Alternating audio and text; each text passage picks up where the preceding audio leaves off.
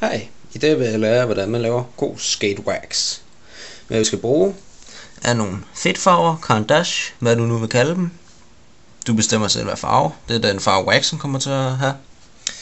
Så skal du bruge 4 stearinlys, jeg laver en dobbelt portion end hvad jeg plejer. Og så skal du bruge noget madolie. Og så skal du bruge en lille bitte smule smør, det er ikke særlig meget. Jeg har lidt i her. Og så har jeg valgt at bruge en Sommersby dåse, som jeg bare har skåret op her. Meget simpelt. Du kan bruge en bøtte, hvad du nu har lyst til. Det er bare svært at få det ud, når det så er lavet. Men du starter med at knække dem her, så de kan være nede i dåsen. Det behøver sikkert være særlig fint. Bare så I kan være der. Og så tager du stearinlysene. Og i princip kan det være alle stearinlys, det går sådan lidt lige meget, jeg bare bruger fyrfadslys. Og så skal vi have en lille bitte smule madolie. Sådan, det er fint. Lidt mere. Sådan. Og så skal vi faktisk bare have det smeltet. Og det er lidt forskellige måder man har. Jeg bruger en overtunet frynttørrer, hvis jeres fædre, far eller andet, kald det hvad du vil, er handyman, så bruger han sådan en overdimensionel frynttørrer. Ellers skal du gøre det, du sætter den ned i en gryde eller på en pande, og så varmer panden op. Problemet er bare, at du kan risikere at spilde det her, så rører du ud på panden, og så, det ved jeg ikke, om dine forældre er så vilde med, men hvis solen skinner rigtig meget, kan du også sætte det ud i solen. Det tager bare fucking lang tid. Så jeg vil gå hen og hente min giant frynttørrer over på min værksted, og så fortsætter vi filmen der.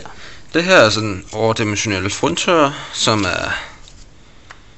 jeg bruger til at varme mit wax op med, for at smelte det. Og jeg vil ikke filme så meget af den, for den larmer helvedes til, når den kører. Så jeg vil bare lige vise jer, hvordan jeg varmer. Og det tager helvedes tid. Som du måske kan høre og se, så er det oppe at koge lidt nu. Og det er smeltet det hele, så nu skal vi bare smide det i fryseren. Men før du gør det, så kan du altid lige tage alt andet og røre rundt med. Se om alt er smeltet ned i. Det er det. Så ja. Så er det bare med at smide den i fryseren eller køleskabet, der er den kølige sted, og vente på det størkner. Og nu efter nogle timer er det omsider størknet. Og for en grund af mørkeblå tunger og en lyseblå, så det kommer til at se sådan her ud. Lad os prøve at se hvor godt det er. Og her er min boks, hvor jeg lærer alle mine træk på. Så lad os prøve at wax den, der er ikke særlig meget på mere, så det var måske godt at jeg fik lavet noget. Jeg bruger bare et enkelt strøg hen. Grunden til at det smitter så meget af, det på grund af at der er meget olie i bunden og sådan, så pas på med det, jeg skulle have brugt toppen, det var ret dumt. Men jeg vil løfte boksen ned på jorden, og så vil jeg lige lave nogle af mine trick. Jeg kører lige boksen til først.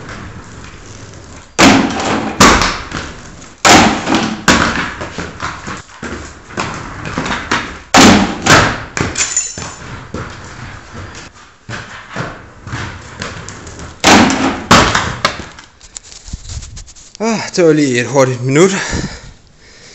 Som I kan se. Meget af det blå forsvundet, men det var en fejltagelse at tage bunden først, fordi jeg har prøvet lidt for meget olie i. Men det lærer man jo af sin fejl.